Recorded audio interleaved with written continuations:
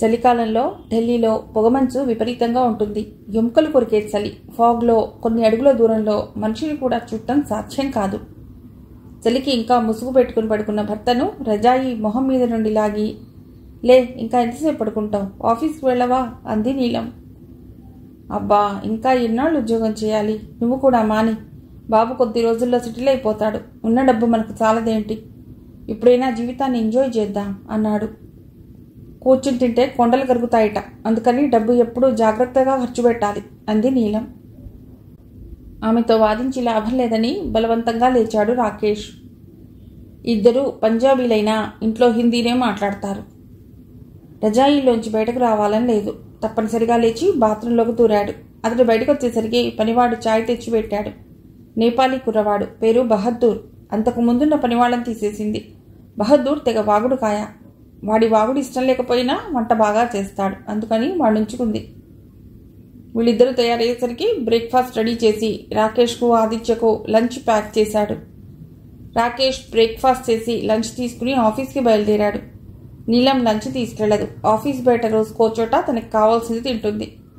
Office చుట్టుపక్కల రకరకాల తినటానికి దొరుకుతాయి. అప్పుడప్పుడు కొలీగ్స్తో హోటల్లో లంచ్ పెడుతుంది. మెల్లిమెల్లిగా లావిష్ లైఫ్కి అలవాటు పడింది. ఆమె కోరుకున్న జీవితం ఆమె చెంత ఉంది. అంతకన్నా ఇంకేం కావాలి? డబ్బొచ్చే మార్గం చెప్తానని నీలం అన్నప్పుడు అసలు అర్థం కాలేదు రాకేష్కి. ఆ తర్వాత నీలం చెప్పిన ప్లాన్ విని కొద్దిగా భయం కూడా వేసింది. ఎందుకంత భయపడతావు, నేనున్నాను కదా, అంతా చూసుకుంటాను అన్నాక ధైర్యం వచ్చింది. ప్లాన్ ప్రకారం ఆమె ఏం చేయమంటే అదే చేశాడు. అప్పటిదాకా తనదే పై చెయ్యి అన్నట్లు ఉన్న అతడు నీలం చూపించిన డబ్బు మాయలో తొందరగా పడిపోయాడు. ఆమె చెప్పినట్లుగా చేశాడు. ఇప్పుడు కావలసినంత డబ్బు ఉంది. ఇద్దరూ ఆఫీస్కి బయలుదేరారు. నీలం ఆఫీస్ సౌత్ ఎక్స్లో ఉంది.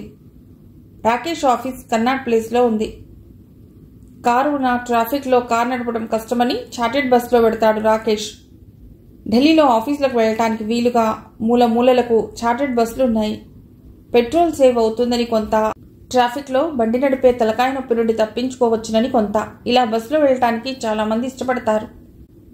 వాళ్ళకి ఒక కొడుకు ఆదిత్య 12th క్లాస్ చదువుతున్నాడు. ఇదివరలో నీలం అర్పిత ఆఫీస్లో పనిచేసేది. అర్పిత వెళ్ళిపోయాక ఆమె వేరే ఉద్యోగానికి మారిపోయింది. వసంత్ విహార్ నుంచి సౌత్ ఎక్స్ మరీ దూరం కాదు, అందుకని నీలం కారులోనే ఆఫీస్కి వెడుతుంది. కొత్త ఆఫీస్లో బాగానే ఉంది. కొత్త స్నేహాలు పెద్ద ఆనందకరంగా లేకపోయినా ఆమె పట్టించుకోలేదు. బంధువులందరినీ దూరం పెట్టింది, ఆఖరికి తల్లి తండ్రిని కూడా.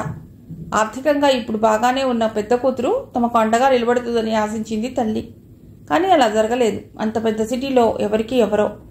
మరీ పూసుకుని తిరిగే స్నేహాలు అందరితోనూ ఉండవు. ఎవరి జీవితాలు వాళ్ళవి. అవసరాలన్నీ ఆర్థిక అవసరాలే.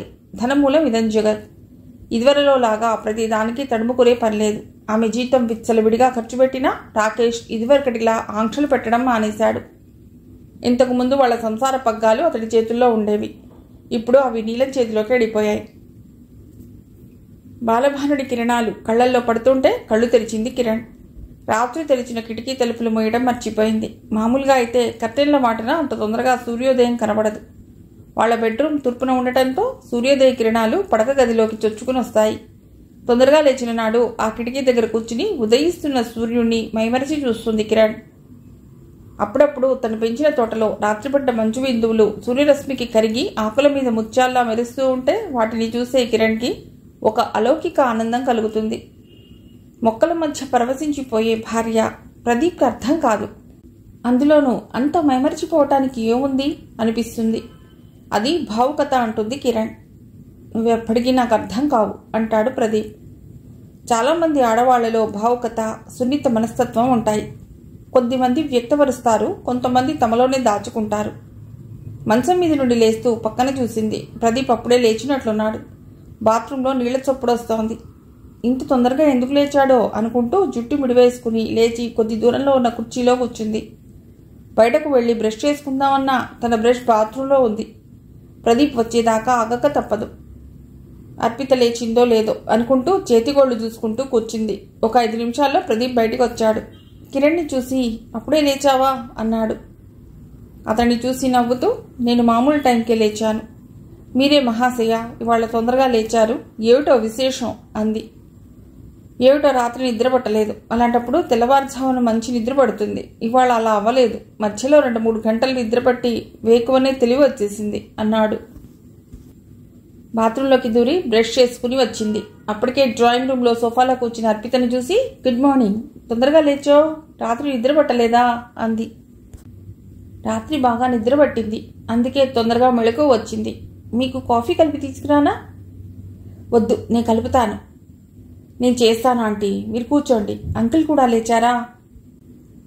లేచారమ్మా. మామూలుగా కొంచెం ఆలస్యంగా లేస్తారు, ఇవాళ తొందరగా నాకన్నా ముందే లేచారు. అయితే ముగ్గురికి కాఫీ కలుపుకుని తెస్తాను అంటూ లేచి వంటింట్లోకి వెళ్ళింది అర్పిత. సోఫాలో కూర్చుని ఫోన్లో ఫేస్బుక్ చూడటం మొదలెట్టింది కిరణ్. ఒక 10 నిమిషాల్లో నురగలతో ఉన్న కాఫీ కప్లు సెంటర్ టేబుల్ మీద పెట్టింది. ప్రదీప్ కూడా వచ్చి ఒక కప్ తీసుకున్నాడు. కాఫీ ఒక్క గుక్క తాగి ఇద్దరు, ఓ కాఫీ చాలా బాగుంది అన్నారు. మా అమ్మ కాఫీ చాలా బాగా చేసేది. డికాక్షన్ ఎంత, పాలు ఎంత అన్నది కరెక్ట్గా ఉంటేనే కాఫీ రుచిగా ఉంటుందని అనేది. అమ్మ పోయాక నాన్నగారు వంటవాణి పెట్టారు. వాడికి కాఫీ చేయటం రాదు. అందుకే నేను అమ్మ చేయటం చూశాను కాబట్టి కొన్ని రోజుల్లోనే అమ్మలాగా కాఫీ పెట్టడం నేర్చుకున్నాను. నాన్న కూడా తెగ మెచ్చుకునేవారు అందే అర్పిత. కాఫీ తాగి నేను వంట చేసి ఆఫీస్కి వెళ్ళిపోతాను. ఈరోజు సాయంకాలం నీ గురించి ఏం చేయాలో చర్చించుకుందాం అంది కిరణ్. ఈరోజు నాకు కూడా బయట పనులున్నాయమ్మా, కాబట్టి నువ్వు ఒక్కతివి ఉండగలవా? అంతగా ఏమైనా ఇబ్బందిగా ఉంటే నాకు ఫోన్ చేయి, లేకపోతే పక్క వాళ్ళకి చెప్పి పెడతాను అన్నాడు ప్రదీప్. అవసరం లేదు అంకుల్, నేను ఉండగలను అంది అర్పిత. అయితే నీకోసం వంట చేస్తాను, నేను ఆఫీస్లో భోజనం చేస్తాను అంది కిరణ్. భలే వారే ఆంటీ, నేను చేసుకోగలను, మీరు వెళ్ళి ఆఫీస్కి రెడీ అవ్వండి, ఈరోజు బ్రేక్ఫాస్ట్ నేను తయారు చేస్తాను అంది అర్పిత. కిరణ్ మాట్లాడకుండా ఆఫీస్కి తయారవ్వటానికి వెళ్ళింది. కిరణ్ ప్రదీప్ తయారై వచ్చేసరికి వేడిగా ఆలూ పరాఠాలు, టమాటా పచ్చడి, పెరుగు రెడీ చేసింది. ఢిల్లీ అలవాటు నీకు ఇంకా పోలేదా అంది కిరణ్. మా సంతోష్ అన్నీ ఇలాంటివే చేసేవాడు. ఎప్పుడైనా మనవి కావాలంటే నేను వంటింట్లోకి వెళ్ళటమే అందే అర్పిత. పరోటాలు బాగున్నాయని మెచ్చుకుని తలుపు జాగ్రత్తగా వేసుకోమని ఇద్దరూ బయలుదేరారు. నువ్వు కారు వాళ్ళ తీయకు, నిన్ను దింపి నా పని అయిపోయాక నిన్ను తీసుకురావటానికి నీ ఆఫీస్కి వస్తాను అన్నాడు ప్రదీప్. ఇద్దరు వెళ్ళిపోయాక తలుపు గడియబెట్టి సోఫాలో కూర్చుంది అర్పిత. వాళ్ళు వెళ్ళిన కొద్దిసేపటికి పని మనిషి వచ్చి తలుపు కొట్టింది. ఆమె పనిచేస్తున్నంతసేపు టీవీ చూస్తూ కూర్చుంది. ఆమె వెళ్ళిపోయాక టీవీ కట్టేసింది. మనసు గతంలోకి పరుగు తీసింది. చిన్నారి, భవిష్యత్తులో ఏం చదువుదామని నీ ఆలోచన? ఇంజనీరింగా, డాక్టరా అన్నాడు వాసుదేవరావు. కూతుర్ని ముద్దుగా చిన్నారి అని పిలుస్తాడు. భార్య పోయినప్పటి నుండి వీలైనంత సమయం కూతురుతో గడుపుతున్నాడు. ఆమె ఒంటరితనాన్ని దూరం చేయటానికి తాపత్రయం. ఇంజనీరింగ్, డాక్టర్ నా వల్ల కాదు నాన్నగారు, డిగ్రీ చదువుతాను అంది. అయితే ఏ కాలేజ్లో చేరతావు అని అడిగింది. నా క్లాస్మేట్స్ కొందరు లేడీ శ్రీరామ్ కాలేజ్లో జాయిన్ అవుదామని అనుకుంటున్నారు. నేను కూడా అక్కడే జాయిన్ అవుతాను. అనుపమ కూడా అక్కడే చదువుతానంటోంది. లేడీ శ్రీరామ్ కాలేజ్ ఢిల్లీలో టాప్ ర్యాంక్లో ఉన్న విమెన్స్ కాలేజ్. 1956లో స్థాపించబడింది. అక్కడ చదవటం అంటే ప్రతి విద్యార్థికి గర్వకారణం. అనుపమ కోసం అక్కడ చేరుతున్నావా అన్నాడు వాసుదేవరావు. అది కూడా ఒక కారణమైనా శ్రీరామ్ కాలేజ్ గురించి నేను చాలా విన్నాను. అయినా సీట్ రావాలి కదా అంది. అలాగే తల్లి, నీకు ఎలా కావాలంటే అలాగే చెయ్యి, నీకు తప్పకుండా సీట్ వస్తుంది. అమ్మలేదని బాధపడకుండా నీకేం కావాలన్నా నన్ను అడుగు అన్నాడు. ఈడొచ్చిన ఆడపిల్లలకు తల్లి అవసరం చాలా ఉంటుంది. పెళ్ళయ్యేదాకా ఆమెకు తల్లి అవసరం తప్పనిసరి. ఆ తర్వాత ఆమెకు అన్నీ భర్తే అవుతాడు. అప్పుడు మెల్లిగా అమ్మా నాన్నలను మర్చిపోయి అతడి కోసమే బతుకుతుంది. దేవుడు తన చిన్నారి తల్లికి ఆ లోటు ఎందుకు చేశాడో అనిపించింది అతడికి. కాలేజ్లో చేరారిద్దరు. బస్సులో పెడదామనుకున్న అనుపమను అర్పిత వద్దంది. నాన్నగారు నా కోసం కార్ డ్రైవర్ పెట్టారు. ఒక్కతిని కార్లో పెడితే బోర్ కొడుతుంది. నిన్ను నేను వచ్చి పికప్ చేసుకుంటాను అంది. అనుపమ వద్దంటోందని కిరణ్తో చెప్పింది. ఆ అమ్మాయి కళ్ళలో కన్నీళ్లు చూసి కిరణ్ బాధపడింది. పోనీలే వెళ్ళు, ఇద్దరూ మంచి స్నేహితులు కదా. అదీగాక ఇప్పుడు వాళ్ళ అమ్మ పోయి ఒంటరితనంతో బాధపడుతోంది. ఆమె బాధ తగ్గించడానికి సహాయం చేయి అంది కిరణ్. తాను ఎందుకు వద్దంటుందో తల్లికి వివరించి చెప్పలేకపోయింది. కారులో వెళ్ళటం హాయిగానే ఉంటుంది, బస్సులో పడి వెళ్ళటం అంత సుఖంగా ఉండదు. బోలెడు దూరం, ఢిల్లీ ట్రాఫిక్లో స్కూటీ లాంటి వాహనాల్లో వెళ్ళటం అంత సౌకర్యం కాదు. కారులో కూర్చున్నాక ఎన్నో విషయాలు మాట్లాడేది అర్పిత. అనుపమ ఇదివరలో లాగా ఆమెతో చనువుగా ఉండటం లేదు. దానికి కారణం తెలిసి మామూలుగా ఉండటానికి ప్రయత్నిస్తోంది. ఆమెను వదులుకొందుకు మాత్రం సిద్ధంగా లేదు. అనుపమ కాక ఒకరిద్దరు ఆమెకు స్నేహితులున్నా వాళ్లతో పెద్దగా సాన్నిహిత్యం లేదు. కొద్ది దూరం వెళ్ళాక నిశ్శబ్దాన్ని ఛేదిస్తూ, అలా మౌనంగా ఉండకోను, నాకు పిచ్చెక్కినట్లుంటుంది. నువ్వు తప్ప నాకు ఈ ప్రపంచంలో ఎవ్వరూ లేరు. అమ్మో ఉన్నప్పుడు పర్వాలేదు, నాన్నతో నాకు అంత చనువు లేదు, ప్లీజ్. ఒకసారి ఆమె కళ్ళలోకి చూసింది. చాలా బాధేసింది. ఎందుకో తనతో తప్ప ఎవ్వరితోనూ కలవదు. కానీ తనని కౌగిలించుకుని ముద్దు పెట్టుకోవడం అవన్నీ తనకెందుకో నచ్చటం లేదు. అనవసరంగా తనని అపార్థం చేసుకుంటున్నానేమోనని ఒక్క క్షణం అనిపించింది అనుపమకు. అర్పిత మళ్ళీ ఆమె చేతి మీద చేయి వేసి మెత్తగా నొక్కింది. ఆమె అభ్యర్థనను తోసిపుచ్చలేకపోయింది. సరే అలాగే, ఆ ఏడుపు మొహం మార్చేయి అంది అనుపమ. కాలేజీ ఆవరణలో అడుగుపెట్టాక బాయ్ చెప్పి ఎవరి క్లాస్లకు వాళ్ళు వెళ్ళిపోయారు. ఇద్దరిది వేరే సబ్జెక్ట్స్ కాబట్టి క్లాస్లో ఇద్దరూ కలిసే అవకాశం లేదు. తన క్లాస్ ముందు అయిపోయినా అనుపమ క్లాస్ అయ్యేదాకా వెయిట్ చేసేది అర్పిత. అనుపమ చాలాసార్లు అలా వద్దు, నువ్వు ఇంటికి వెళ్ళిపోవచ్చు కదా అనేది. ఇంటికెళ్ళి మాత్రం ఏం చేయాలి, ఇక్కడ చెట్టు కింద కూర్చుంటే అందరినీ చూస్తూ కాలక్షేపం చేయొచ్చు, అంతగా కాకపోతే లైబ్రరీ నుంచి పుస్తకం తెచ్చుకుని చదువుకుంటాను అనేది. అనుపమ ఇక ఏం అనలేక నవ్వి ఊరుకునేది. ఈ పిల్లకు ఇదేం పిచ్చో నాకు అర్థం కాదమ్మా, ఒక్కోసారి దాని ప్రేమ నాకు విసుగు కలిగిస్తుంది అంది అను ఒకసారి వాళ్ళమ్మతో. పోనీలే అమ్మా, మనని ప్రేమించే వాళ్ళు దొరకడం కూడా ఒక వరం అనుకోవాలి. రక్త సంబంధీకుల మధ్య ఉండే ప్రేమ కూడా ఈ మధ్య వ్యాపార ధోరణిలో సాగుతున్న రోజుల్లో ఆ అమ్మాయి నిన్ను ప్రేమిస్తోందంటే మెచ్చుకోవాలి. అమ్మమ్మ అంటుండేది, ఒక అమ్మను చూస్తే పెట్టబుద్ధి అవుతుంది, ఒక అమ్మని చూస్తే తిట్టబుద్ధి అవుతుంది అని. ఆనంద్ ఇంజనీరింగ్ చదవటానికి బాంబే వెళ్ళిపోయాక అనుపమ కూడా ఒంటరి అయింది. అనుపమకి స్నేహితులున్నా మరీ క్లోజ్ అని ఎవరూ లేరు. అర్పిత మాత్రమే కాస్త క్లోజ్. తల్లి కూడా ఉద్యోగస్తురాలవటంతో ఒంటరితనాన్ని పుస్తకాలతో దూరం చేసింది. చదువు మూలంగా ఇంగ్లీష్, హిందీ సాహిత్యాలలో పరిచయం అయితే తల్లి మూలంగా తెలుగు చదవటం రాయటం వచ్చు. తల్లితో పాటు తెలుగు పుస్తకాలు చదువుతుంది. మునీర్కాలో ఉన్న స్టోర్ వాడు తెలుగు మ్యాగజైన్స్ అన్నీ తెప్పిస్తాడు. వారానికి ఒకసారి వెళ్ళి కలెక్ట్ చేసుకోవటమే. ముందుగా కొంత డబ్బు కడితే పుస్తకాలు రాగానే వాళ్ల పేరు, ఇంటి నెంబరు వేసి పెట్టేవాడు. ఆ చుట్టుపక్కల ఉన్న తెలుగు వాళ్లకు అతడి స్టోర్స్లో దక్షిణాది వాళ్లకు కావలసిన సరుకులతో పాటు పుస్తకాలు కూడా దొరుకుతాయి. పుస్తకం దొరికితే ఒళ్ళు మర్చిపోతుంది. శ్రోతలకు గమనిక, ఈ కథాకాలం నాటికి ఇంకా సెల్ ఫోన్లు రాలేదు. ల్యాండ్లైన్ కూడా అందరికీ అందుబాటులో లేదు. ఆనంద్ వారానికోసారి కాలేజీ బయటకొచ్చి పబ్లిక్ టెలిఫోన్ బూత్ నుండి ఫోన్ చేసేవాడు. అది కూడా రాత్రి 9 దాటితే రేట్ తక్కువ అని అప్పుడు ఫోన్ చేసేవాడు. ప్రదీప్కు ఆఫీస్ వాళ్ళు టెలిఫోన్ ఇచ్చారు. అందుకే వాళ్ళ ఇంట్లో ఫోన్ ఉంది. అతడి ఫోన్ కోసం ముగ్గురు ఎదురు చూసేవారు. అర్పిత, అనుపమ డిగ్రీ పూర్తి చేసి పీజీలో జాయిన్ అయ్యారు. విమెన్స్ కాలేజ్ అవ్వటంతో మగ స్నేహితులు లేరు. అర్పిత అబ్బాయిలతో స్నేహాన్ని ఇష్టపడేది కాదు. అనుపమకు స్కూల్లో కొంతమంది స్నేహం ఉంది. కిరణ్ కూడా ఎప్పుడూ మగ స్నేహితులు ఉండకూడదని చెప్పలేదు. అర్పితకు అనుపమలా మగవాళ్లతో మాట్లాడటం నచ్చేది కాదు. ఎందుకు నచ్చలేదో కారణం తెలియకపోయినా బహుశా ఇంట్లో తండ్రి తప్ప మగవాళ్లు లేకపోవడంతో ఆమె మగవాళ్లంటే భయపడుతోందని అనుకుంది. అనుపమ ఆ విషయం ఓసారి తల్లితో చెప్పింది. కిరణ్ పెద్ద సీరియస్గా తీసుకోలేదు. కానీ ప్రదీప్తో చెప్తే ఆలోచనలో పడ్డాడు. కిరణ్, అలా అయితే ఆ అమ్మాయి రేపు పెళ్లి చేసుకుని భర్తతో సుఖంగా ఉండగలదా అన్నాడు. ఏమో ప్రదీప్, నేను అవన్నీ ఆలోచించలేదు. బహుశా అమ్మాయికి స్త్రీ పురుష సంబంధాల గురించి అవగాహన లేదేమో. అయినా కొంతమంది మగవాళ్ళని చూస్తే ముడుచుకుపోతారు. అలాంటి వాళ్లకు పెళ్ళయ్యాక ఎలాంటి ఇబ్బందులు ఎదురవుతాయో నేను ఎప్పుడూ వినలేదు. అయినా మన ప్రాబ్లమ్స్ మనకున్నాయి. ఆ అమ్మాయికి తండ్రి ఉన్నాడుగా, అతడు చూసుకుంటాడు అంది. అక్కడితో ఆ టాపిక్ ఆగిపోయింది. తల్లిదండ్రుల మాటలు అనుపమ వింది. ఒకరోజు ధైర్యం చేసి అర్పితను అడిగింది, నీకు మగవాళ్ళంటే ఇష్టం ఉండదా? ఎందుకు? నీ జీవితంలో ఏదైనా జరిగిందా అని. దానికి సమాధానం ఇవ్వలేదు. కానీ మరీ గుచ్చి అడిగితే, ఎందుకో తెలీదు, నాకు మగవాళ్ళంటే భయం, నచ్చరు కూడా. ఆడవాళ్ళంటేనే ఇష్టం. వాళ్ళ మధ్య సెక్యులర్గా ఫీల్ అవుతాను అంది అర్పిత. ఒకసారి నువ్వు డాక్టర్ని కలిస్తే నీకు ఎందుకు అలా అనిపిస్తుందో తెలుస్తుంది కదా అంది అనుపమ. అవసరం లేదు, నువ్వున్నావుగా, నాకు చాలు. అది పెద్ద రోగమా ఏమిటి? ప్రపంచంలో నాలాంటి వాళ్ళు కూడా ఉంటారు అంది. అనుపమ ఇక సంభాషణ పొడిగించలేదు. తల్లిపోయాక డాన్స్ క్లాసులు, బ్యాడ్మింటన్ క్లాసులు అన్నీ మానేసింది. కాలేజీ నుండి వచ్చాక ఒంటరితనం. DVD ప్లేయర్లో అప్పుడప్పుడు సినిమాలు చూసేది.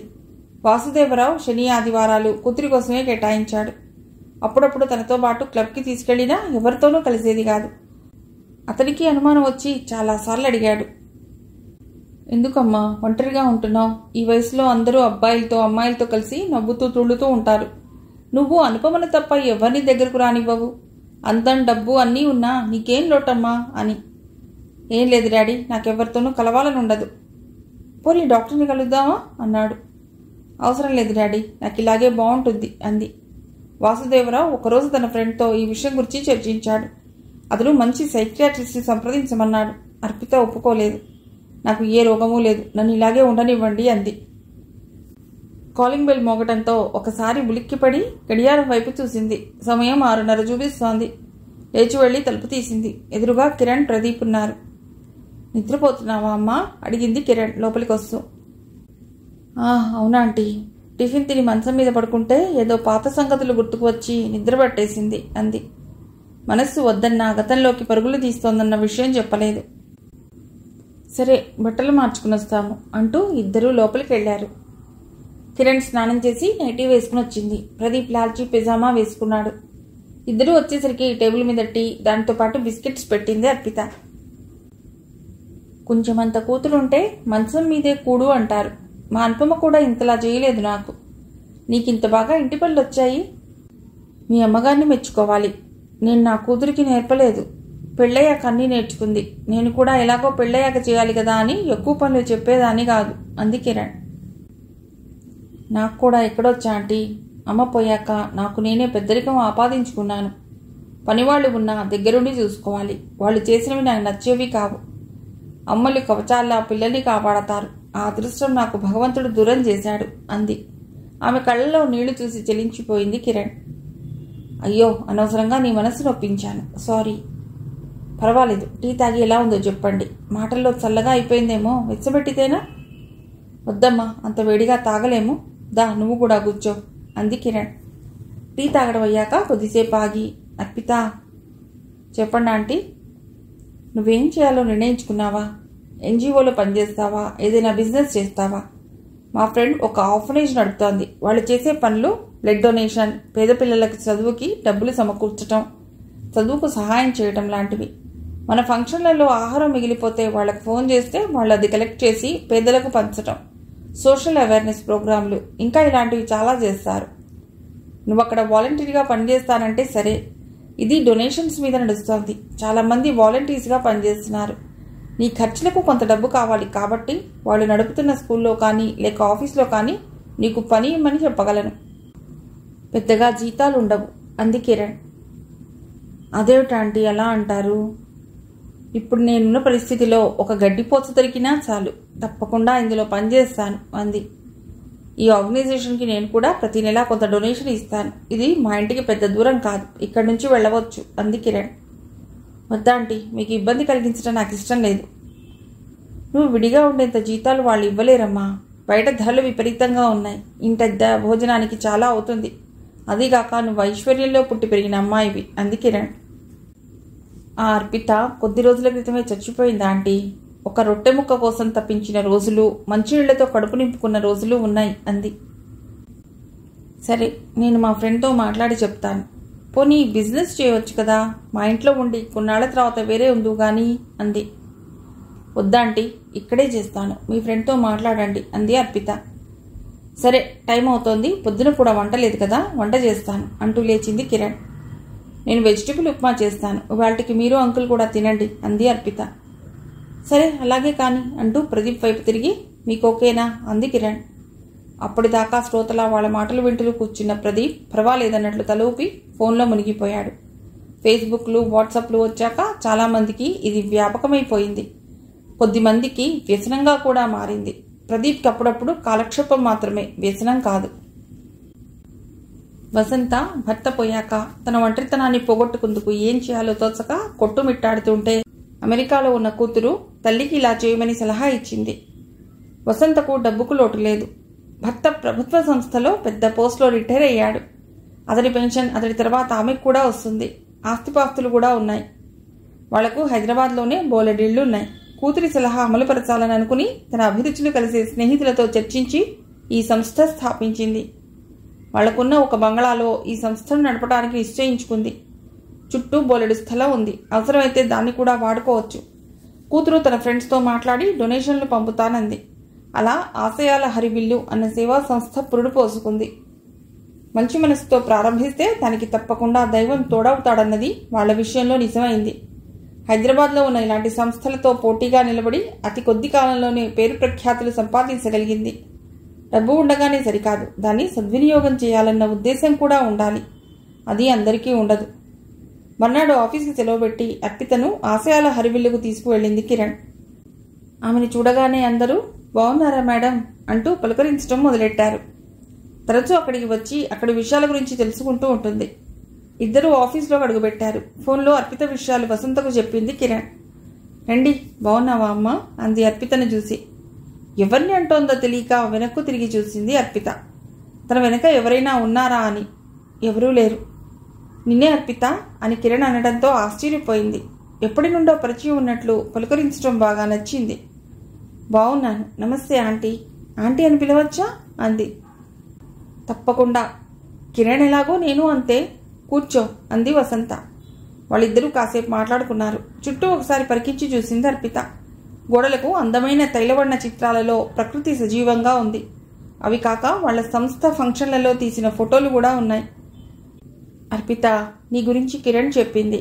నువ్వు ఇక్కడే పైన ఒక గది ఖాళీగా ఉంది, అందులో ఉండవచ్చు. కొద్ది రోజులు మా పనులన్నీ శ్రద్ధగా గమనించు.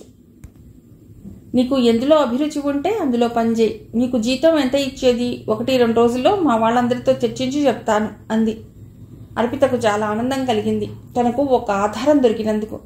మనసులోనే కిరణ్కు కృతజ్ఞతలు చెప్పుకుంది. కాసేపు వాళ్ళిద్దరూ మాట్లాడుకున్నాక ఇద్దరూ ఇంటికి బయలుదేరారు. కార్ నేను నడపనా అంది అర్పిత. నీకు లైసెన్స్ లేదుగా, వద్దులే అంది కిరణ్. తన పొరపాటుకు నాలిక కరుక్కుంది. కారులో కూర్చుని డ్రైవ్ చేస్తూ, వీలు ఉంటే నీ సర్టిఫికేట్స్ గురించి పేపర్లో ప్రకటన ఇద్దాం, లేకపోతే నీకు తెలిసిన వాళ్ళు ఎవరైనా ఉంటే డూప్లికేట్ సంపాదిద్దాం. అవి ఉంటే నీకన్నిటికీ పనికొస్తాయి అంది కిరణ్. మౌనంగా ఉండిపోయింది. సమస్య అంటే ఏమిటో తెలియకుండా అపురూపంగా పెరిగింది. ఒక్కసారిగా తనకు తెలియకుండా ఊబిలో కూరుకుపోయింది. కారు ఆగినా దిగకుండా ఆలోచిస్తున్న అర్పితను చేతి మీద తట్టి, ఇల్లొచ్చింది అర్పిత, దిగు అంది. ఉలిక్కిపడి కార్ డోర్ తీసుకుని దిగి కిరణ్ వెనక నడిచింది. వీళ్ళు వెళ్లేసరికి ప్రదీప్ ఎవరితోనో ఫోన్లో మాట్లాడుతున్నాడు. కారు తాళాలు లోపల పెట్టి డైనింగ్ టేబుల్ మీద ఉన్న జగ్లో మంచినీళ్ళు తీసుకుని తాగింది. అసలు ఈ అమ్మాయి జీవితంలో ఏమైందన్న విషయం మనసులో మెదులుతోంది. పూర్తిగా అన్నీ తెలిస్తే అసలు ఏదైనా చేయవచ్చు. గంభీరంగా ఉన్న కిరణ్ మోహన్ చూడగానే అర్పితకు అర్థమైంది ఆమె తన గురించే ఆలోచిస్తోందని. తను కూడా మంచినీళ్ళు తాగి వచ్చి ఆవిడ పక్కన కూర్చుని ఆవిడ చేయి తన చేతిలోకి తీసుకుని, నా గురించి ఆలోచిస్తున్నారు కదా ఆంటీ అవునన్నట్లుగా తలాడించింది కిరణ్. నేను వచ్చి అప్పుడే 5 రోజులు అయ్యింది, అయినా మీరు నా గురించి వివరాలు అడగలేదు. నీ మనస్సుకు నచ్చినప్పుడు చెప్తావని బలవంతంగా ఎవరితోనూ ఏ పని చేయించలేం అంది కిరణ్. అది నిజమైనా అందరూ మీలా ఆలోచించరు. 1, ఎదుటి వాళ్లకు సహాయం చేయాలంటే 100 సార్లు ఆలోచిస్తారు. 2, ఎదుటి వాళ్ల విషయాలు తెలుసుకోవాలని గుచ్చి అడుగుతారు. అవి 2 మీరు చేయలేదు. మీరు నిజంగా గ్రేట్ ఆంటీ. మీకు ఎప్పుడు వీలుందంటే అప్పుడు నా జీవితం ఎందుకు ఇలా అయిందో చెప్తాను అంది అర్పిత. సరేలే, అలాగే చెప్దూ గాని. నీకు ఇప్పుడు వెళ్ళిన చోట పనిచేయటం ఇష్టమో లేదో 2-3 రోజులు వెళ్ళి చూసుకో. నచ్చితే ఇక్కడ పనిచేయొచ్చు, లేకపోతే ఏం చేయాలో ఆలోచిద్దాం. ఇక్కడ పనిచేయడానికి నాకు అభ్యంతరం లేదా ఆంటీ. ముఖ్యంగా వాళ్ళ అవేర్నెస్ ప్రోగ్రాం గురించి ఆంటీ చెప్పింది నాకు చాలా బాగా నచ్చింది. వాళ్ళ డే కేర్ స్కూల్లో కూడా పనిచేయవచ్చు, చిన్నపిల్లలతో హాయిగా గడపవచ్చు అంది అర్పిత. అలాగే, నీకు ఇష్టం వచ్చినట్లు చెయ్యి. సరే, భోజనం చేద్దామా? మీ అంకుల్ని పిలు, ఆయన పైన తన గదిలో ఉన్నట్లున్నారు అంది కిరణ్. భోజనం చేశాక ఎవరికి వాళ్ళు తమ గదిలోకి వెళ్ళి పడుకున్నారు. కిరణ్ అర్పిత గురించే ఆలోచిస్తోంది. అంత వైభవంగా పెరిగిన పిల్ల కొద్దిపాటి జీతంతో ఎలా మేనేజ్ చేస్తుంది అని. అదే విషయం ప్రదీప్తో అంది. అనవసరంగా మరీ ఎక్కువ ఆలోచించకు. జీవితం అన్నాక కష్టసుఖాలు ఉంటాయి. సమస్య పక్కనే పరిష్కారం కూడా ఉంటుంది. అర్పిత మరీ చిన్నపిల్ల కాదు. ఈ పాటికి లోకం పోకడ తెలిసే ఉంటుంది. మనం చేయగలిగిన సహాయం చేద్దాం అన్నాడతడు. నిజమే, అనవసరంగా ఆలోచిస్తున్నాను అనుకుంటూ మంచం మీద పడుకుని కళ్ళు మూసుకుంది కిరణ్. ఆంటీ, ఈరోజు నా పుట్టినరోజు పార్టీకి అనుపమతో అంకుల్ మీరు కూడా రావాలి అంది అర్పిత. అలాగే, వస్తాము. మీ ఇంటి అడ్రస్ అనూకి తెలుసు కదా? ఇంట్లో కాదా ఆంటీ, హోటల్ రాడిసన్ అంది అర్పిత. అర్పిత ఉన్నవాళ్ళ అమ్మాయి అని తెలుసు కానీ పుట్టినరోజు ఇంత పెద్ద హోటల్లోనా అని ఆశ్చర్యపోయింది. అందుకే అన్నారు పెద్దలు, విత్తం కొద్దీ వైభవం అని. ఆ విషయం ఇప్పుడు గుర్తుకొచ్చి విధి విలాసం అనుకుంది. కిరణ్కి ఇప్పటికీ ఆ రోజు కళ్ళకు కట్టినట్లుగా అనిపిస్తుంది. ప్రదీప్ అఫీషియల్గా చాలాసార్లు ఇలాంటి హోటళ్లకు వెళ్ళడం జరిగింది, కానీ కిరణ్ ఎప్పుడూ వెళ్ళలేదు. మొట్టమొదటిసారి అంత పెద్ద హోటల్లో అడుగుపెట్టడంతో ఆనందం, ఆశ్చర్యం, భయం అన్నీ చుట్టుముట్టాయి. చాలా గ్రాండ్గా జరిగింది పార్టీ. పుట్టినరోజే ఇంత బాగా చేస్తున్నారంటే పెళ్లి ఇంకెంత వైభవంగా చేస్తారో అనుకుంది కిరణ్. ఇప్పుడు అర్పితకు పెళ్ళయిందో లేదో తెలియదు. అలా పెరిగిన పిల్ల ఇప్పుడు ఇలాంటి స్థితికి రావటం బాధగా ఉంది. ఆదివారం అయినా కిరణ్కు పెందలాడే లేవటం అలవాటు. లేచి కాఫీ తాగి కాసేపు మొక్కలతో గడుపుతుంది. సూర్యుడి లేత కిరణాలు మొక్కల మీద పడి కిరణాలు పరావర్తనం చెంది నేల మీద పడుతూ ఉంటే అది చూసి ఒక విధమైన అలౌకిక ఆనందం కలుగుతుంది. రకరకాల పూల మొక్కల మధ్య తిరుగుతుంటే ఆ పూబాలలో తను ఒక పూబాలగా మారితే అన్న భావం. పువ్వులు, పిల్లలు కోమలంగా ఉండి మనసులు దోచుకుంటాయి. ప్రత్యూష వేళ తోటలో తిరుగుతూ ఉంటే ఆ చల్లని గాలికి శరీరం, మనస్సు పరవశం చెందుతాయి. ఆంటీ ఇక్కడున్నారా అంటూ వచ్చింది అర్పిత. అవునమ్మా, నాకు సమయం దొరికితే ఈ మొక్కల మధ్య గడపాలని అనిపిస్తుంది. అప్పుడే లేచావా? నేను అంకుల్కి నాకు కాఫీ కలుపుతున్నాను, మీరు కూడా తాగుతారా అంది. నేను తాగాను, మళ్ళీ మీతో కొంచెం తాగుతాలే, కొద్దిగా కూరగాయలు కోసుకుని వస్తాను అంది కిరణ్. కొంత స్థలంలో కూర మొక్కలు కూడా వేసింది. ఆకుకూరలు, కొన్ని కూరగాయల మొక్కలు వేసింది. ఒక్కోసారి వాళ్ళిద్దరికీ సరిపడా కాపు కాస్తాయి. ఇద్దరూ కూరలు కోసుకుని ఇంట్లోకి వచ్చేసరికి ప్రదీప్ పేపర్లో తలదూర్చి ఉన్నాడు. వీళ్లు వచ్చిన అలికిడికి పేపర్లోంచి తొంగి చూసి కాస్త కాఫీ ఇవ్వబోయ్ అన్నాడు. ఒక్క 5 నిమిషాల్లో కాఫీ ఇస్తాం అంటూ లోపలికి వెళ్ళి ముగ్గురికి కాఫీ ఇచ్చింది అర్పిత. ఇవాళ టైం ఉంటే మీకు నా కథ చెప్తాను. వంట చేసేసి కూర్చుంటే మధ్యలో బ్రేక్ తీసుకుని భోజనం చేయవచ్చు. మీరిద్దరూ తయారయ్యేసరికి బ్రేక్ఫాస్ట్ రెడీగా ఉంటుంది అంది అర్పిత. అయితే అన్ని నిర్ణయాలు తీసేసుకున్నావన్నమాట. నాకు సోమరితనం అప్పి నువ్వు వెళ్ళిపోతే ఆ తర్వాత నాకు ఇబ్బంది అవుతుందమ్మాయి అంది నవ్వుతూ కిరణ్. భలే వారే ఆంటీ, మీకు సోమరితనమా? నెవర్ అంది. వాళ్ళిద్దరూ తయారై వచ్చేసరికి వంట, వేడివేడి ఇడ్లీలు టేబుల్ మీద రెడీగా ఉన్నాయి. ఆ అమ్మాయి చురుకుతనానికి ముచ్చట వేసింది. ఎన్నాళ్ల నుండో పని అలవాటు ఉన్నట్లుగా చేస్తోంది. ఇంత కొద్ది సమయంలో అన్నీ చేసేసావా అంది కిరణ్. నవ్వుతూ తిని చూసి రుచి ఎలా ఉందో చెప్పండి అంది అర్పిత. ఇడ్లీ, సాంబార్, చట్నీ చేసింది. ఇడ్లీ చట్నీతో నోట్లో పెట్టుకుని చాలా రుచిగా ఉందమ్మా, అదీగాక మనం చేసుకున్న దానికన్నా ఎవరైనా చేసి పెడితే మరీ రుచిగా ఉంటుంది అంది కిరణ్. ముగ్గురు తిన్నాక తిన్న ప్లేట్లు లోపల పెట్టొచ్చింది అర్పిత. ముగ్గురు సోఫాలో కూర్చున్నారు. కాలేజీలో అనుపమతో నా స్నేహం గురించి మీకు తెలుసు. చదువు తర్వాత అనుపమ, నేను ఇద్దరం ఉద్యోగంలో జాయిన్ అయ్యాం. నాకు ఉద్యోగం డబ్బు కోసం కాదు, కాలక్షేపం కోసం. ఆఫీసులు దూరం అవటంతో మా మధ్య కొద్దిగా దూరం ఏర్పడింది అంది. అవును, నాకు తెలుసు, జీవితంలో ఇవన్నీ తప్పవమ్మా అంది కిరణ్. అర్పిత చెప్పడం మొదలెట్టింది. చదువు పూర్తవగానే ఉద్యోగంలో చేరతానన్న కూతురితో నీకు ఉద్యోగం చేయవలసిన అవసరం ఏముందమ్మా, హాయిగా పెళ్లి చేసుకుని పిల్లా పాపలతో గడుపు. నేను రిటైర్ అయ్యాక మనువలతో కాలక్షేపం చేస్తాను అన్నాడు వాసుదేవరావు. తనకి పెళ్ళంటే ఇష్టం లేదని చెప్పలేకపోయింది. తల్లి ఉంటే కొంతలో కొంత తన మనసులోని భావాలు పంచుకుని ఉండేది. అప్పుడే పెళ్ళేమిటి నాన్న, ఉద్యోగంలో జరిగితే నాకు కాస్త కాలక్షేపం ఉంటుంది అంది. సరేనమ్మా, నీ ఇష్టం అన్నాడు. అలా ఉద్యోగంలో చేరింది అర్పిత. 2-3 నెలల తర్వాత నీలంతో పరిచయం అయింది. నీలం అర్పిత కన్నా కొంచెం పెద్దది. హలో, నా పేరు నీలం. ఈ ఆఫీస్లో 5 ఏళ్ల నుండి పనిచేస్తున్నాను. నీకేమైనా హెల్ప్ కావాలంటే అడుగు అంది. ముందు అంతగా నీలంతో కలవటానికి ఇష్టపడలేదు. నీలం చూడటానికి బాగానే ఉంటుంది. బాబ్ కట్, ప్యాంట్, షర్ట్, చెవులకు చిన్న దిద్దులు తప్ప మరి ఇంకేం వేసుకోదు. సడన్గా చూస్తే మగవాడిలా అనిపిస్తుంది. డ్రెస్ కూడా దానికి తగ్గట్లుగా ఉంటుంది. అర్పిత కాలేజ్ దాకా మధ్య మధ్యలో ప్యాంటు వేసుకునేది, కానీ ఉద్యోగంలో చేరాక షల్వార్ కమీజ్ కానీ చీర కానీ కట్టుకుని వచ్చేది. అర్పితను చూసి, అబ్బా చీర ఎలా మేనేజ్ చేస్తావు, నాకు చాలా అనీజీగా ఉంటుంది అని అంటుంది. ఆఫీస్లో ఎవరి కన్వీనియంట్ డ్రెస్ వాళ్ళు వేసుకుని వస్తారు. అర్పిత ముందు ఇష్టపడకపోయినా ఆఫీస్ వర్క్లో తనకు బాగా హెల్ప్ చేయడంతో ఆమెకు దూరం పెట్టడం సాధ్యం కాలేదు. కొద్ది రోజుల్లోనే అర్పిత డబ్బున్న వాళ్ళ అమ్మాయిని గ్రహించింది. ఆమెతో స్నేహం చేస్తే లాభమే కానీ నష్టం లేదని ఆలోచించి ఆమెకు దగ్గర అవ్వడానికి నిశ్చయించుకుంది. నీలంలో ఏ మహత్యం ఉందో గాని వద్దనుకుంటూనే ఆమె ఆకర్షణలో పడిపోయింది. నీలంకి పెళ్ళయింది. ఒక కొడుకు కూడా ఉన్నాడు. నీలంకు మంగళసూత్రాలు, సింధూర్ ఇలాంటి సెంటిమెంట్స్ లేవు. గాజులు కూడా వేసుకోదు. కొద్ది రోజుల దాకా ఆ విషయం తెలియదు. సమయం దొరికినప్పుడు కొడుకు ఫోటో చూపించి వాడి గురించి చెప్పేది. పెద్ద పెద్ద కళ్లతో ఆకర్షణీయంగా ఉన్నాడు ఆదిత్య. ఎప్పుడూ చిన్నపిల్లలతో పెద్దగా పరిచయం లేదు అర్పితకు. కానీ గర్వంగా వాడి గురించి చెప్తున్నప్పుడు నీలం కళ్ళలోని మెరుపు గుర్తించింది. అమ్మ అయితే ఇంత ఆనందం ఉంటుందని మొదటిసారి అనిపించింది. అమ్మ జ్ఞాపకం వచ్చింది. తనను చూసినప్పుడల్లా అమ్మ కన్నుల్లో మెదిలే భావం గుర్తుకొచ్చింది. అప్పుడు ఆమెలోని భావాలు అర్థం కాలేదు. కానీ ఇప్పుడు నీలంని చూశాక అర్థం అవడం మొదలెట్టింది. సరోజ్కి మాత్రం నీలం అంటే ఇష్టం ఉండేది కాదు. అర్పితకు కారణం తెలియక ఒకసారి అడిగింది, నీకు నీలం అంటే ఎందుకు ఇష్టం ఉండదు అని. ఆమె గురించి నీకు తెలియదు. తను మత్లబి, స్వార్థపరురాలు. ఎవరితో స్నేహం చేసినా అందులో ఆమె స్వార్థం ఉంటుంది అని. అర్పితకు ఎందుకు ఆమె మాటలు నచ్చలేదు. అదే విషయం నీలంతో చెప్పింది. అందరూ అందరికీ నచ్చాలని లేదు. నన్ను చూస్తే ఆమెకు ఈర్ష్య, అందుకే అలా మాట్లాడుతుంది అంది నీలం. నిన్ను చూసి ఈర్ష్యపడ్డవెందుకు అంది అర్పిత. నీకు అర్థం కాదులే, నువ్వు అమాయకురాలివి. నీకు అందరూ మంచివాళ్ళలా అనిపిస్తారు, అందుకే నువ్వంటే నాకు ఇష్టం అంది. తను అమాయకురాలా అని తనను తానే ప్రశ్నించుకుంది. అందుకేనా తను ఎక్కువగా ఎవరితోనూ కలవలేకపోతోంది. సెలవు రోజున అనుపమతో కలిసి ఏదైనా హోటల్కి వెళ్ళటం అలవాటు. కానీ ఈ మధ్య అనుపమ బిజీగా ఉండటంతో కుదరటం లేదు. ఒకరోజు నీలం అడిగింది, నువ్వు వస్తావా అని. అలా అడగగానే నీలం మనసు ఎగిరి గంతేసింది. ఆమెకు చాలా కోరికలున్నాయి. ఆమె మనసు ఎప్పుడు ఊహల పలకీలో ఊరేగుతుంది. పెద్ద పెద్ద కారుల్లో తిరగాలని, పెద్ద పెద్ద భవనాల్లో ఉండాలని.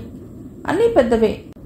పెళ్లికి ముందు ఇలాంటి కలలు ఉన్నా తండ్రి ఆర్థిక పరిస్థితిలో అవి తీరవని తెలిసి మదిలో అదిమి పెట్టింది.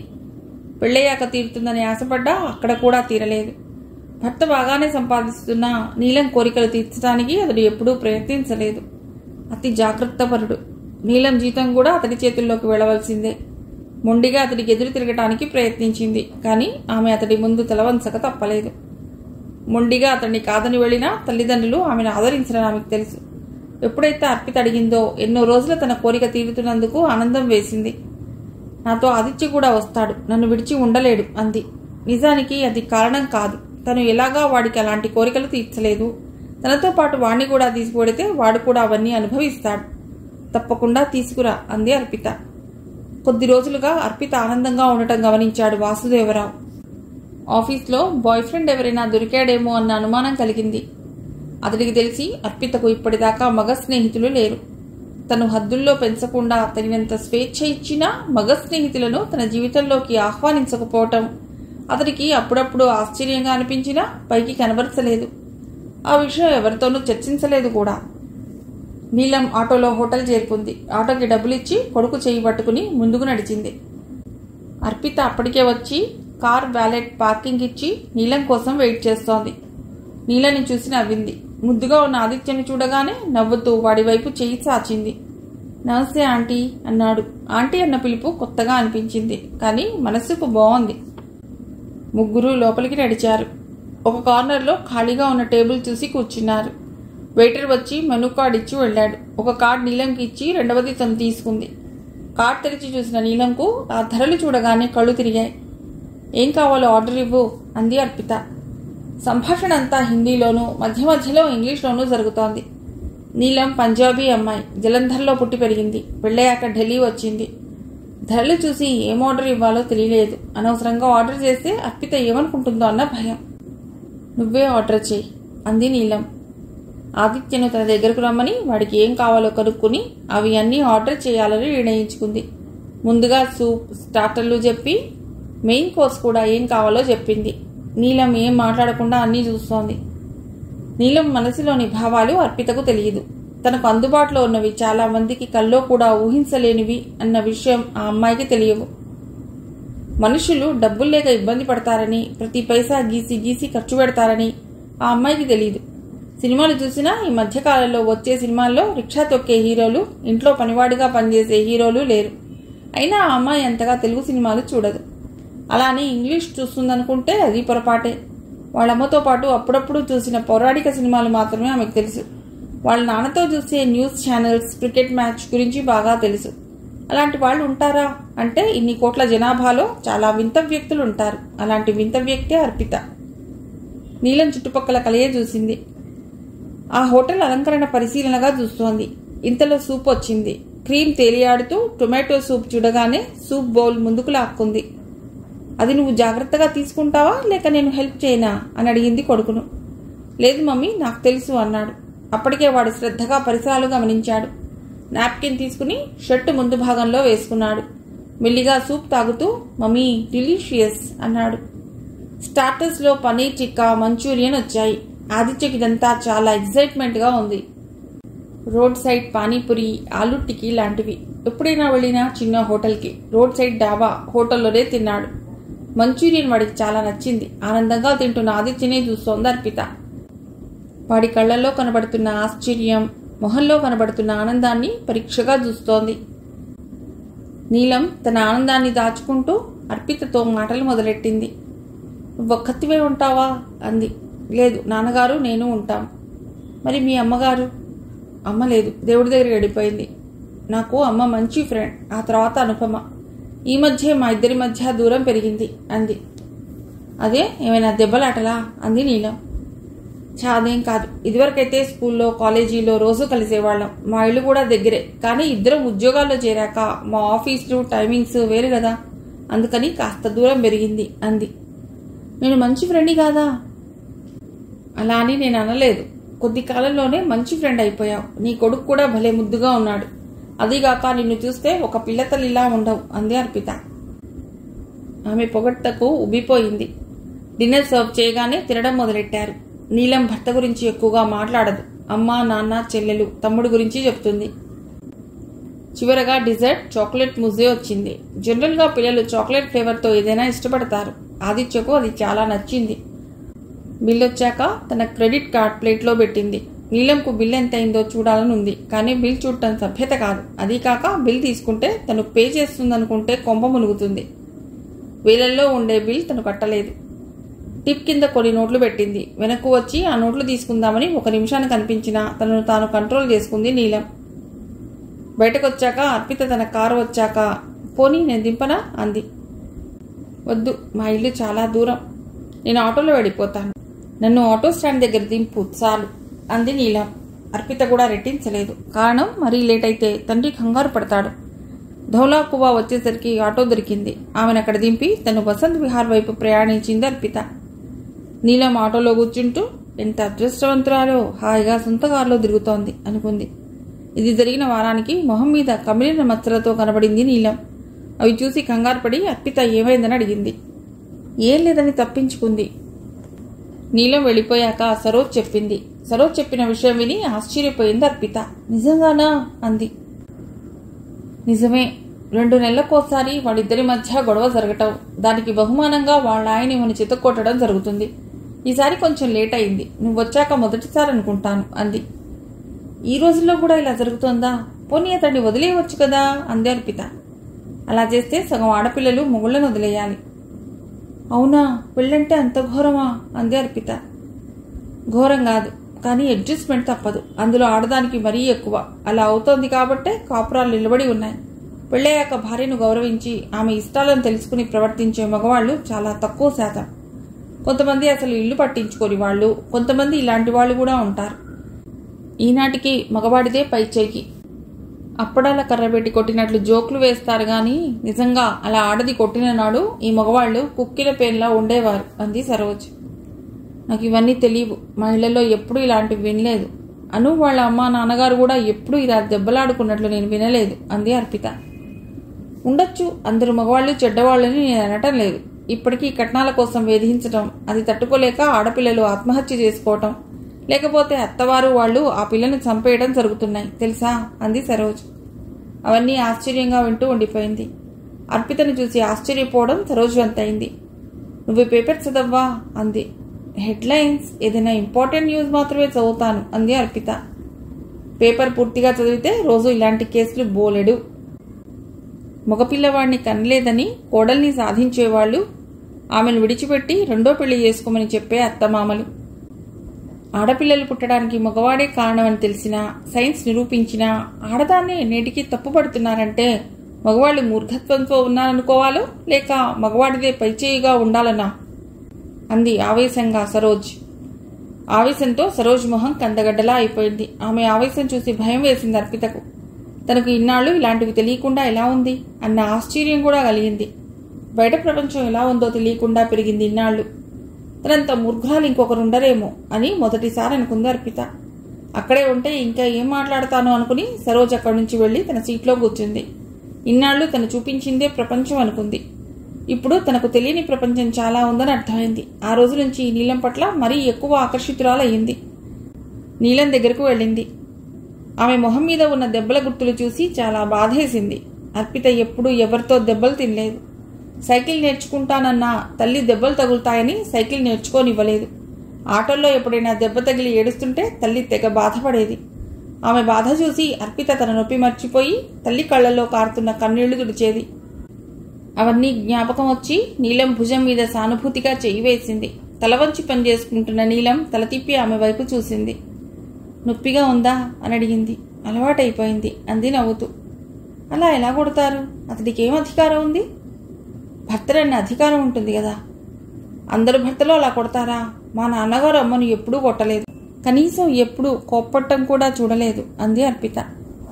అందరూ కొట్టరు, కానీ భార్యాభర్తల మధ్య గొడవలు అవుతూ ఉంటాయి. నా మొగుడి లాంటి వాళ్ళు కోపం వస్తే చేయి చేసుకుంటారు. నేను అతడన్నదానికి సమాధానం ఇవ్వకూడదు. సమాధానం ఇస్తే ఇదిగో ఇలాంటి బహుమతులు దొరుకుతాయి అంది నీలం.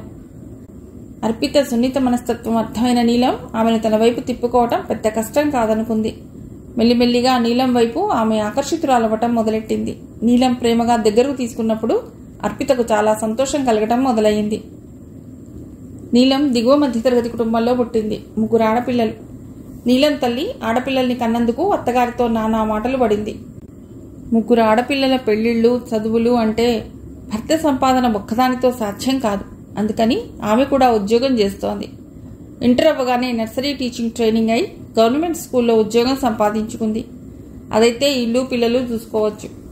రిటైర్ అయ్యాక పెన్షన్ వస్తుంది. నీలంకు మొదటి నుండి పెద్ద పెద్ద కోరికలు. తమ కోరికలు తీర్చలేని తల్లి అంటే ఆమెకి ఎప్పుడూ కోపమే. వెనకబుట్టిన చెల్లెళ్లన్నా కోపమే. వాళ్ళు పుట్టకపోతే అమ్మా నాన్న తన కోరికలు తీర్చి ఉండేవారని ఆమె నమ్మకం. కానీ చెల్లెళ్లకు మాత్రం అక్క అంటే చాలా ప్రేమ. వాళ్ల ప్రేమ చూసి కొంచెం పెద్దయ్యాక వాళ్ళని విసుక్కోవడం తగ్గించింది. పెద్దయ్యాక కూడా మారని ఆమె మనస్తత్వం తల్లిని బాధకు గురి చేసింది. పెద్ద పిల్లే ఇలా ఉంటే మిగిలిన పిల్లలు ఆమెను అనుమానిస్తారని భయం ఉన్నా ఏం చేయలేని నిస్సహాయత. 3 ఆడపిల్లలను పెంచి పెద్ద చేయాలంటే దానికోసం ఒక్కొక్క పైసా కూడబెట్టాలి. ఆడపిల్లలకు బట్టలు, చదువులు వీటికి తక్కువేం ఖర్చు కాదు. అందుకే 3 కాన్వెంట్ స్కూల్ కాక గవర్నమెంట్ స్కూల్లో వేసింది. నీలంకు అది కూడా కోపమే. అందరిలా కాన్వెంట్ స్కూల్లో చదవాలని, ఇంగ్లీష్ మీడియం అయినా గవర్నమెంట్ స్కూల్లో అంటే స్నేహితుల మధ్య చిన్నతనంగా ఉండేది. 12th అయ్యాక కాలేజీలో చేర్తానని అంది. దానికి తల్లి అభ్యంతరం తెలిపింది. కావాలంటే ప్రైవేట్గా చదువు, నాలాగా నర్సరీ టీచర్ ట్రైనింగ్ అయితే గవర్నమెంట్ స్కూల్లో అప్లై చేయవచ్చు. ప్రైవేట్ స్కూల్లో తక్కువ జీతాలు ఇస్తారు. నీ పెళ్లికి నువ్వు డబ్బు కూడబెట్టుకోవచ్చు అంది. టీచర్ ఉద్యోగం, అందులో గవర్నమెంట్ స్కూల్లో అన్నది ఆమెకు నచ్చలేదు. ఒక చిన్న ఆఫీస్లో రిసెప్షనిస్ట్గా జాయిన్ అయింది. తెలివైంది కాబట్టి ఇంగ్లీష్లో మాట్లాడటం నేర్చుకుంది. ప్రైవేట్గా డిగ్రీ చేస్తూ అంచెలంచెలుగా ఉద్యోగాలు మారుతూ ఇప్పుడున్న స్టేటస్కి ఎదిగింది. తెలివైనవాడు, అనుకున్నది సాధించాలని అనుకునేవాడు ఎక్కడైనా రాణిస్తాడు.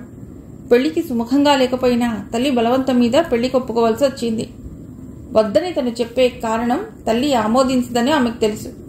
తను కోరే భాగస్వామి దొరికేదాకా వేచి ఉండక తప్పదని నిర్ణయించుకుంది. రాకేష్తో పెళ్లి, కాపురం రెండూ ఆమెకు ఇష్టం లేదు. పర్యవసానం రోజూ గొడవలు, అప్పుడప్పుడు దెబ్బలు. ఆమె తర్వాత చెల్లెళ్లు కూడా అదే దోవలో పయనించడం మొదలెట్టారు. రాగాబోగా నీలంలా ఆకాశంలో మెడలు కట్టకుండా వాళ్ల స్థోమతకు తగ్గట్టుగా వాళ్ల కలలను సాకారం చేసుకుందుకు ప్రయత్నించారు.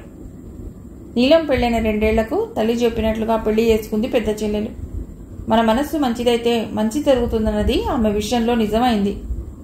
అత్తమామలను ప్రేమగా చూసుకోవడంతో భర్తకు కూడా దగ్గరైంది. ఆమె లేకుండా ఒక్క క్షణం కూడా ఉండలేనట్లుగా భర్తను మలచుకుంది.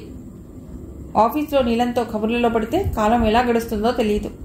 నీలం చనువుగా కౌగిలించుకున్నా, ఏం చేసినా చాలా ఆనందంగా ఉంటుంది అర్పితకు. నీలం చాలా మంచిది, తనంటే ఎంత ప్రేమో అన్న స్థితికి వచ్చేసింది. ఎవరైనా నీలం గురించి చెడుగా చెప్తే వినే స్థితిలో లేదు. అందుకే సరోజ్ హెచ్చరిస్తున్నా లెక్క చేయలేదు. నీలం బర్త్డే అని తెలిసి ఇవాళ బజార్ ఎడదాం అంది. ఎందుకు, నీకేమైనా పని ఉందా? కాదు, నీకు చీర కొందామని. ఆశ్చర్యం, ఆనందం ఒక్కసారిగా చుట్టుముట్టాయి నీలంకు. పెళ్లైన ఇన్నేళ్లలో భర్త ఒక్కసారి కూడా చీర కానీ ఏదైనా గిఫ్ట్ కానీ కొనలేదు. వద్దు, నాకు అలవాటు లేదు. ఏదో ఈ ఆఫీసులో చేరాక అందరూ అడిగితే చిన్న పార్టీ ఇస్తాను, లేకపోతే నా పుట్టినరోజు నేనే మర్చిపోయాను అంది. అదేం కాదు, నీకు నేను గిఫ్ట్గా చీర ఇస్తాను. ఇవాళ ఆఫీస్ తర్వాత నల్లికి వెడదాం అంది అర్పిత. సాయంకాలం ఆఫీస్ నుంచి సౌత్ ఎక్స్లో ఉన్న నల్లి షాప్కి వెళ్లారు. 1-2 సార్లు బయట నుండి చూడటమే, ఎప్పుడూ వెళ్ళలేదు. లోపలికి అడుగుపెట్టగానే సేల్స్ మెన్ ఎంతో ఆదరంగా ఆహ్వానించాడు. మంచి కంచిపట్టు చీర చూపించమంది. నీలంను తనకిష్టమైన చీర సెలెక్ట్ చేసుకోమంది. నీలం తెలివైంది. ఆమె ఎంత ఖర్చు పెట్టదలుచుకుందో తెలియదు. ఎక్కువైతే కక్కుర్తి పడ్డాను అనుకుంటుంది. తక్కువది సెలెక్ట్ చేసుకుంటే అనవసరంగా మంచి అవకాశం పోగొట్టుకున్నట్లు అవుతుంది. అందుకే నీ ఇష్టం, నువ్వు ఇచ్చే గిఫ్ట్ నీకు నచ్చినట్లు ఉండాలి అంది. అర్పిత 2-3 చీరలు తీసి, ఇందులో నీకు ఇష్టమైన కలర్ తీసుకో అంది. దాని మీదున్న ధర చూసి ఆశ్చర్యపోయింది. పెళ్లికి తప్ప అంత ఖరీదైన చీర కొనలేదు. ఒక షాదీ జోడా మాత్రం ఖరీదైంది కొన్నారు, అది కూడా కొనకపోతే పరువు పోతుందని. నీలం ఉద్యోగం చేయడం మొదలెట్టాక ఆమె జీతం అంతా ఆమె పెళ్లి కోసం దాచడం మొదలెట్టారు. నీలం అసలు పెళ్లి చేసుకోనని మొండికేసింది. తల్లి ఆమె మాట వినలేదు. నీలం తెల్లగా బాగుంటుంది, అందుకని మొజంతా కలర్ చీర తీసుకుంది. 2 వైపులా కడ్డీ బార్డర్తో, మధ్యలో జరీ బూటా పమిట పూర్తి జరీతో చాలా బాగుంది. చీర నీలం ఒంటి మీద వేసి అద్దంలో చూసుకోమంది. చీర తీసుకుని అద్దం ముందు నించుని ఒంటి మీద వేసుకుని తెగ మురిసిపోయింది. చీర నచ్చిందనగానే ప్యాక్ చేయమంది అర్పిత. బిల్ పే చేసి ఇద్దరు బయటికి వచ్చారు. నీలంను బస్ స్టాప్లో దింపి ఇంటికి వచ్చింది అర్పిత. ఇంటికి వచ్చేసరికి డ్రాయింగ్ రూమ్లో కూర్చున్న తండ్రిని చూసింది. ఇవాళ ఆలస్యమైందేమమ్మా అన్నాడు వాసుదేవరావు. ఫ్రెండ్తో షాపింగ్కి వెళ్ళాను నాన్నగారు అంది అర్పిత. నీకేం కొనుక్కున్నావు అన్నాడు వాసుదేవరావు. నాకు బట్టలు చాలానే ఉన్నాయి. ప్రతి పుట్టినరోజు మీరు కొంటారు. మా ఫ్రెండ్ పుట్టినరోజు, ఆమెకు చీర కొందామని వెళ్ళాను అంది. ఈ ఫ్రెండ్ స్పెషాలిటీ ఏమిటి? అనుపమకు ఎప్పుడూ కొనలేదు అన్నాడు వాసుదేవరావు.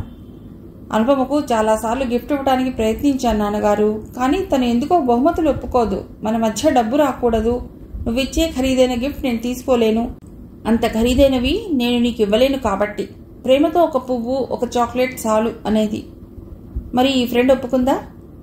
ఒప్పుకుంది. ఈ అమ్మాయికి ఖరీదైన జీవితం పట్ల వ్యామోహం ఉంది. అనుపమ అలా కాదు. ఎందుకైనా మంచిది ఈ అమ్మాయితో జాగ్రత్తగా ఉండు అన్నాడు వాసుదేవరావు. తండ్రి అలా ఎందుకన్నాడో ఆమెకు అర్థం కాలేదు. ఎందుకని అడగలేదు. బట్టలు మార్చుకుందుకు లోపలికి వెళ్ళింది. ఇంటికి వచ్చిన భార్య చాలా ఆనందంగా ఉండటం చూసి ఆమె భర్త రాకేష్ అడిగాడు, ఏమిటి ఇంత ఆనందంగా ఉన్నావు అని. అర్పిత కొన్న చీర అతడికి చూపించింది. బిల్ చూసి అతడికి ఒక్కసారి కళ్ళు తిరిగింది. నీకు ఇంత ఖరీదైన చీర కొన్న ఫ్రెండ్ ఎవరు అన్నాడు. మామూలుగా బాగా కావలసిన వాళ్లకు తప్ప అంత ఖరీదైన చీర ఎవరూ కొనరు. అంత ఖరీదైన చీర కొనాలంటే జేబులో డబ్బులు కూడా బాగా ఉండాలి. అతడి ప్రశ్నకు సమాధానంగా అర్పిత గురించి, ఆమె వెనకున్న డబ్బు గురించి చెప్పింది. అయితే బంగారు బాతు దొరికిందన్నమాట అన్నాడు. అలాగే అనుకో. ఇన్నాళ్లకు నా కలలు తీరే రోజులు వచ్చాయి అంది. ఆ రోజు వాళ్ళిద్దరి మధ్య గొడవ జరగలేదు. రోజు ఏదో కారణంతో దెబ్బలాడుకోవటం, నీలం సమాధానాలతో రెచ్చిపోయి ఆమె మీద చేయి చేసుకోవటం జరుగుతూ ఉంటాయి. భర్త నవ్వు మొహం చూసి, నా పుట్టినరోజుకి ఏం బహుమతి ఇస్తున్నావు అంది నీలం. ఇవాళ కొత్తగా అడుగుతున్నావు? నాకు అలాంటి అలవాటు లేవు. అయినా మీ ఫ్రెండ్ ఇచ్చిందిగా చాలు అన్నాడు. ఆ మాటలతో కోపంగా వంటింట్లోకి వెళ్ళిపోయింది వంట చేయటానికి. ఇద్దరికీ రుచులు కావాలి, అందుకే వంట విషయంలో బద్ధకం చూపించదు. పుట్టినరోజు నాడు అర్పిత కొన్న చీర కట్టుకుని వచ్చింది. అందరూ మెచ్చుకున్నారు. గొప్పగా అర్పిత గిఫ్ట్గా ఇచ్చిందని చెప్పింది. ఈ విషయం ఎందుకో సరోజ్కు రుచించలేదు. తను వార్నింగ్ ఇచ్చినా నీలం ట్రాప్లో పడుతోంది. ఎందుకని చెప్పినా అర్థం చేసుకోలేనంత అమాయకురాలా, లేక తను ఈర్ష్యతో చెప్తున్నానని అనుకుంటోందా? పూర్తిగా ముంచకుండా ఈమెను హెచ్చరించాలని అనుకుంది. సరే, సమయం వచ్చినప్పుడు చెబుదామని ఊరుకుంది. నీలంను ఆ చీరలో చూసి అర్పిత చాలా సంతోషించింది. మొట్టమొదటిసారి తను ఇచ్చిన గిఫ్ట్ స్వీకరించిన మనిషి, అందుకని ఆమెకు చాలా సంతోషంగా ఉంది. ఫ్యామిలీ ఫ్రెండ్స్కి ఇదివరకు తల్లి కొనేది, ఇప్పుడు తండ్రి చూసుకుంటాడు. ఆమెకు అనుపమ తప్ప ఎవ్వరూ ఫ్రెండ్స్ లేరు. నీలం అందరికీ స్వీట్స్, చాయ్, లంచ్ టైంలో ఆఫర్ చేసింది. ఇవాళ నీలం చాలా ఆనందంగా ఉంది. అర్పిత మూలంగా వచ్చింది ఈ ఆనందం. ఆమె తీరని కోరికలు తీర్చే దేవతలా ఉంది. నీలం మొహంలోని ఆనందం చూసి అర్పితకు కూడా చాలా సంతోషం వేసింది. నీలం గట్టిగా కౌగిలించుకుని అర్పిత వీపు నిమిరింది. నీలం స్పర్శలో తనకు తెలియని ప్రేమానుభూతి కలిగింది అర్పితకు. తల్లిపోయాక ఆమెను కౌగిలించుకున్న వాళ్ళు లేరు. అనుపమను ఎప్పుడో స్కూల్లో ఉన్నప్పుడు తప్ప పెద్దయ్యాక అర్పితను కౌగిలించుకోవడం జరగలేదు. 1-2 సార్లు ప్రయత్నించినా అనుపమ ఎందుకో ఇష్టపడలేదు. నాకు ఇవన్నీ ఇష్టం ఉండవు అంది. ఫ్రెండ్షిప్లో కౌగిలించుకోవడంలో తప్పేమిటో అర్థం కాలేదు. మిగిలిన కథ తర్వాతి భాగంలో.